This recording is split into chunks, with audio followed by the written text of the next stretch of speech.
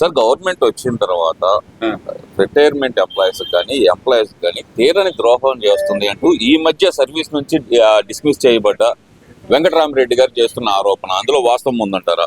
ఏం పట్టుకుంటారు? వెంకటరామరెడ్డి గారు ఆయన ఒక పార్టీకి అనుకూలమైన వ్యక్తి. ఆయన ఇష్టం వచ్చినట్టు కులాల మీద దాని మీద మాట్లాడుతున్నాడు. ఎప్పుడు కులాల మీద మాట్లాడితే చాలా తప్పండి.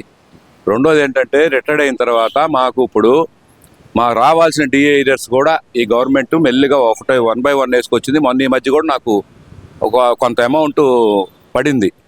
అదేవిధంగా 2వ తారీఖు మాకు పెన్షన్ జీతం పడుతుంది. ప్రతి నెల ఇంతవరకు 22 నెలల నుంచి 2వ తారీఖు మా జీతం పడుతుంది. మాకు ప్రశాంతంగా ఉన్నాం. మాకు రావాల్సినవి కూడా 1 by 1 తీసుకుంటా వస్తుంది గవర్నమెంట్. అంతేగాని కులాల మీద మతాల మీద మాట్లాడే మనుషుల గురించి మేము మాట్లాడమండి. అంటే మీరు ఆయన గురించి మాట్లాడటం కదండి, అసలు ఆయన చెప్తుంది ఏంటంటే కనుక కంప్లీట్ గా ఈ గవర్నమెంట్ అనేది ఉద్యోగస్తులను నిర్లక్ష్యం చేస్తుంది, ప్రశ్నించే గొంతుకలను అనగదొక్కాలని చెప్పి భయపెట్టాలని చెప్పి నన్ను డిస్మిస్ చేశారు అనేది ఆయన మాట్లాడుతున్న మాటలు. మరి ప్రశ్నించే గొంతు ఏంటంటే ఆయన మేము కులం అంటాడు. అసలు ఒక్కటి కూడా 5 ఏళ్లలో మాకు రావాల్సిన డిఏ ఏరియర్స్ రాకుండా పిఆర్సీ కూడా మా జీతం కన్నా తక్కువ వచ్చేది చేసి అప్పుడు ఏం చేస్తున్నాడు? నిద్రపోతున్నాడు ఆయన? ఏం చేశాడండి ఈయన? అనుకూలంగా మా గవర్నమెంట్కి అనుకూలంగా మాట్లాడటం, ఇష్టం వచ్చినట్టు ఇది చేయటం, ఆయన కులం మీద మాట్లాడటం. ఆయనేమి ఎంప్లాయ్ అండి? అసలు ఎంప్లాయీకి అనర్హుడు. ఎంప్లాయీస్ ఎట్టుండాలి? గవర్నమెంట్ని నుంచి మనకు రావాల్సినవి గవర్నమెంట్తో వెళ్ళి అనుకూలంగా చర్చలు జరిపి మాకు వచ్చేటి చేయాలి. కానీ ఆయన ఇవ్వలేడు, అది చేయలేడు, ఇది చేయలేడు మాట్లాడతాడు ఏంటంటే ఆయన ఏమిటండి? ఆయన ఏమి పద్ధతి గల అతను కాదు. అతనేదో ఒక గవర్నమెంట్కి అనుకూలమైన వ్యక్తి. మంచి ఉంటే మంచి చెప్పాలి, చెడు ఉంటే చెడు చెప్పాలి. ఏముంది మాకు ఇప్పుడు 2 ఏళ్ళు అయింది రిటైర్డ్. ఇప్పుడు ఈ 2 ఏళ్ళు అయింది కూటమి గవర్నమెంట్ వచ్చి. అన్నీ సక్రమంగా మాకు రావాల్సినవన్నీ ఎమ్మటే ఇవ్వట్లా. 1 by 1 మెల్లిమెల్లిగా తీర్చుకుంటూ వస్తున్నారు. అన్నీ తీర్చారు. కావాలని చెబుతాను. దాదాపు జగన్మోహన్ రెడ్డి గారు దిగిపోయే సమయానికి మాకు ఇంత బకాయిలు దాదాపు 40,000 కోట్ల రూపాయల బకాయిలు ఉన్నాయని చెప్పి గతంలో చెప్పారు. ఇప్పుడు వాటిలో ఏ మాత్రం సాధించుకోగలిగాం? 22,000 కోట్ల రూపాయల బకాయిలు సాధించుకోగలిగాం. పోలీసు వాళ్ళకి సరెండర్ లీవ్లు, తర్వాత అప్పుడు డిఏ ఏరియాస్ అన్ని వాడుకుంది గవర్నమెంట్. ఈ గవర్నమెంట్ డిఏ ఏరియాస్ అంటే ఎంప్లాయీస్ జీపీఎఫ్లో వేశారు. అట్టగా సరెండర్ లీవ్లు 1 by 1 ఇచ్చుకుంటా వస్తున్నారు. అన్ని 1 by 1 అన్ని ఇచ్చుకుంటా వచ్చాండి. 22,000 కోట్ల రూపాయలు ఇచ్చారు. అట్టాగే సిపిఎస్ ఎంప్లాయీస్ ఉన్నారు. వాళ్ళ డిఏ ఏరియాస్ వాళ్ళు ప్రతి నెల వాళ్ళకి జీతంలో కట్ చేసుకున్నవన్నీ వాడుకున్నారు. అవన్నీ వాళ్ళ అకౌంట్లో వేశారండి.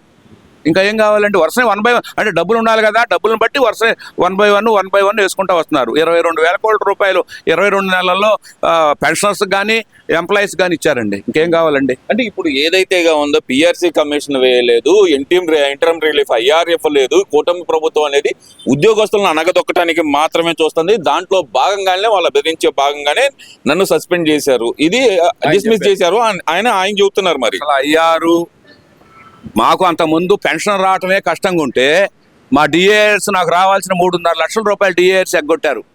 ఎవరో చెప్పుకోవాలి గతంలో, ఎవరో చెప్పుకోవాలి. ఇప్పుడు దాంట్లో ఏరియర్స్ మొన్న ఒక బకాయి వేశారు. ఒక 22,000 28,000 నాకు డబ్బులు వచ్చినాయి. అట్లా 1 by 1 ఇచ్చుకుంటా వస్తారు. అయ్యారు కూడా ఇస్తారు, ఇవ్వకుండా ఉండరు. కాకపోతే బోళ్ళని అప్పుల్లో ఉంది రాష్ట్రం, సర్వనాశనం చేసిపోయారు. నువ్వేనా హాయిగా అప్పుడు మాట్లాడటానికి కూడా మా ఉద్యోగ సంఘ నాయకులు వెళ్తే మాట్లాడటానికి కూడా భయపడ్డారండి. ఇవాళ భయం లేదు, వెళ్ళి చర్చలు జరుపుకుంటున్నారు. 1 by 1 ఇచ్చుకుంటా వస్తున్నారు. ఇస్తారు వర్షనే. ఇవాళ అవంగానే రావండి డబ్బులు. నాశనం చేసి లక్షల కోట్లు అప్పులు చేసిన తర్వాత ఎక్కడి నుంచి వస్తాయి? మా ఇవన్నీ సక్రమంగా అడుగుతుంటే 1 by 1 ఇచ్చుకుంటూ వస్తున్నారండి. ఇంకా అంతకన్నా ఇప్పుడు మొన్న రిటైర్డ్ ఎంప్లాయీస్ చాలా రోజుల నుంచి గ్రాడ్యుటీ జీబీ అవన్నీ ఆపారు. మా బావకు మొన్న రిటైర్డ్ అయ్యాడు ఒక ఆయన, మా బావ మరిది. ఆయనకి అడిగాను కనపడితే ఏమైందంటే నాకు జీపీఎఫ్ గ్రాడ్యుటీ నా డబ్బులు వచ్చేసినాయి అని చెప్పాడు, అకౌంట్లో పడినాయి అని. మొన్న రిటైర్డ్ అయింది జనవరి 31వ తారీఖు రిటైర్డ్ అయ్యాడు ఆయన. ఈ 2 నెలల్లోనే జీపీఎఫ్ గ్రాడ్యుటీ వచ్చిందంట. తతిమాయి పెన్షన్ కూడా రావడానికి ఈయన పేపర్స్ ఇంకా వెళ్ళలేదంట. ఆ పేపర్స్ వెళ్ళి అవన్నీ అయితే ఇప్పుడు వచ్చేసేయి, మొన్న 7,000 కోట్లలో వచ్చినాయి, నాకు ఈ డబ్బులు వచ్చినాయి అని చెప్పాడు ఆయనే. ఇంకా అంతకన్నా ఏం కావాలండి? ఓకే సార్, ఇప్పుడు కూటమి ప్రభుత్వం మీరు ప్రభుత్వ పరంగా మీరు ఉద్యోగస్తుల పరంగా చెప్పారు. యాజ్ ఎ పబ్లిక్ చెప్పండి, కూటమి ప్రభుత్వం వచ్చిన తర్వాత సంక్షేమాలు లేవు, రాష్ట్రంలో అభివృద్ధి లేదు అనేది ప్రధానంగా వస్తున్న ఆరోపణలు. ప్లస్ జగన్మోహన్ రెడ్డి గారు పదే చెప్తున్న మాట, అదే మాట నిజం అనుకోవాలంటే ఒక గుంటూరు పౌరుడుగా ఆయన ఎక్కడ చెప్పాడో అవన్నీ కడప చెప్పారో అవన్నీ నాకు తెలియదండి. గుంటూరు పౌరుడుగా నేను చెప్పేది ఏంటంటే, గుంటూరులో వైఎస్ఆర్సీపీ గవర్నమెంట్ మున్సిపల్ చైర్మన్గా వైఎస్ఆర్సీపీ ఎన్నుకున్నారు ప్రజలు. 4 ఏళ్ళు చేశారు. కూటమి ప్రభుత్వం వచ్చింది తర్వాత 1 సంవత్సరం కూటమి ప్రభుత్వంలో నాని గారు చైర్మన్గా అయ్యారు. వాళ్ళు ఎన్ని రోడ్లు వేశారు, ఎంత ఖర్చు పెట్టారు, ఏది ఇన్ఫ్రాస్ట్రక్చర్కి? ఈ సంవత్సరంలో వీళ్ళంతా ఇన్ఫ్రాస్ట్రక్చర్ పెట్టారు. ఇవాళ రోడ్లన్నీ చూడండి, గుంటూరులో చాలా రోడ్లు 80% రోడ్లు డ్రైన్ కట్టి, డ్రైన్ నుంచి సిమెంట్ రోడ్లు వేస్తున్నారు, తారు రోడ్లు వేస్తున్నారు. ఏటి అగ్రహారం రోడ్ చూడండి ఎట్లా ఉందో. మీరు సెంట్రల్ డివైడర్ వేసి అటు ఇటు సిమెంట్ రోడ్డు వేశారు. అటు నేను మన లాలుపురం వెళ్తున్నా, అటు నుంచి చుట్టుకుంట దగ్గర వెళ్తే అది పెద్ద డివైడర్ కట్టి అటు ఇటు తారు రోడ్డు వేస్తున్నారు. మా విద్యానగర్ ఎక్కడ చూసినా, ఏ రోడ్లు ఏ సందు చూసినా, మనం అడగటంగా జేకేసీ కాలేజీ రోడ్లు వెళ్ళండి, అన్ని సిమెంట్ రోడ్లు వేస్తున్నారు. ప్రతి సందులు ఎక్కడ ఇప్పుడు ఆల్రెడీ 4 రోడ్లు దొరుకుతున్నాయి. కావాలంటే మీరు వెళ్ళి చూడండి. ఇంకంతకన్నా ఏం కావాలి? అదే కాకుండా శంకర్లాస్ బ్రిడ్జి తీసుకొచ్చారు.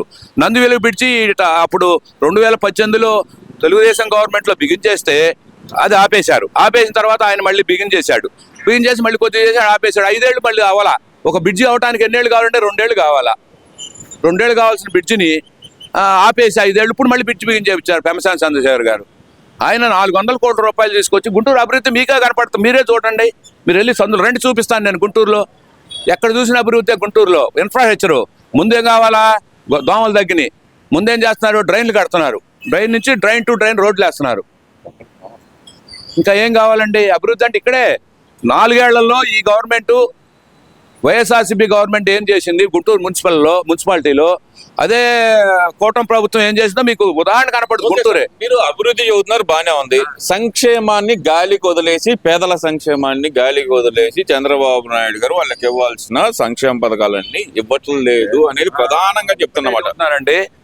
అంత ముందు గవర్నమెంట్లో 3000 పెన్షన్ ఇస్తానని చెప్పి మరో సంవత్సరం 2000 బిగిన్ చేసి, తర్వాత 1 సంవత్సరానికి 250, 1 సంవత్సరానికి 250 వచ్చి ఎలక్షన్ వచ్చేప్పుడు 3000 చేశారు.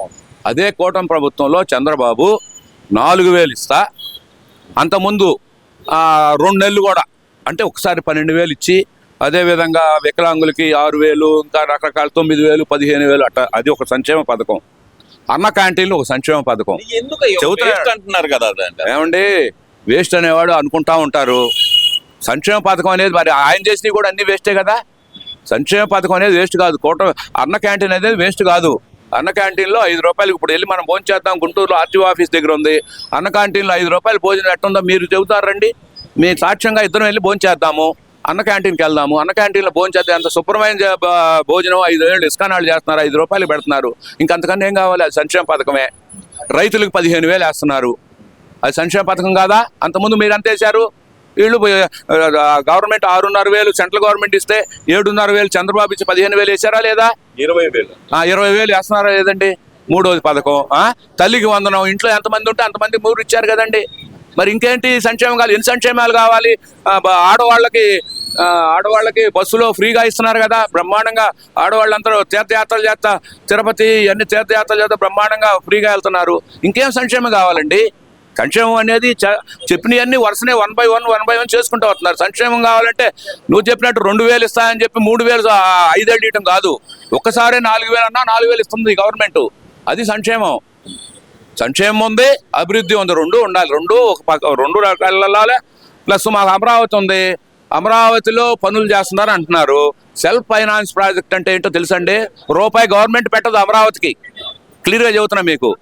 లోన్స్ తీసుకొస్తారు, అమరావతిలో గవర్నమెంట్ దగ్గర ఉన్న పొలాలు అమ్ముకుని తర్వాత ఆ లోన్లు తీరుస్తారు. అది సెల్ఫ్ ఫైనాన్స్ ప్రాజెక్ట్. అది ముందు తెలుసుకోమనండి. మాట్లాడేవాళ్ళు 1,00,000 కోట్లు ఖర్చు పెడుతున్నారు, 2 లక్షల కోట్లు ఖర్చు పెడతారంటే అది కాదండి. అది సెల్ఫ్ ఫైనాన్స్ ప్రాజెక్టు. అంటే రైతులు ఇచ్చిన భూమిలో కొంత గవర్నమెంట్కి వస్తుంది కాబట్టి గవర్నమెంట్ ఆ భూమిని అమ్ముకుని ఆ వడ్డీలు కడతా ఉంటుంది, తర్వాత అసలు తీరుస్తుంది. సెల్ఫ్ ఫైనాన్స్ ప్రాజెక్ట్ ఇంకా దాన్ని ఖర్చు పెట్టేదేంటి? ఎక్కడో మచిలీపట్నం నుంచి గుంటూరు అంటున్నారు. అసలు ఆల్రెడీ ఉంది కదా. గుంటూరు నుంచి విజయవాడ కలిసిపోయింది, గుంటూరు నుంచి ఉయ్యూరు దాకా కలిసిపోయింది. ఇంకా ఉయ్యూరు నుంచి మచిలీపట్నం ఇంకా కొత్తగా మావిగానే ఏంటి? కలిసిపోయింది కదండి. ఇంకా కొత్తగా ఏంటి అసలు నాకు అర్థం కావట్లేదు. కలిసిపోయిన తర్వాత గుంటూరు నుంచి విజయవాడ కలిసిపోయిందా లేదా? విజయవాడ నుంచి ఉయ్యూరు కలిసిపోయింది తెలుస్తుంది అందరికి.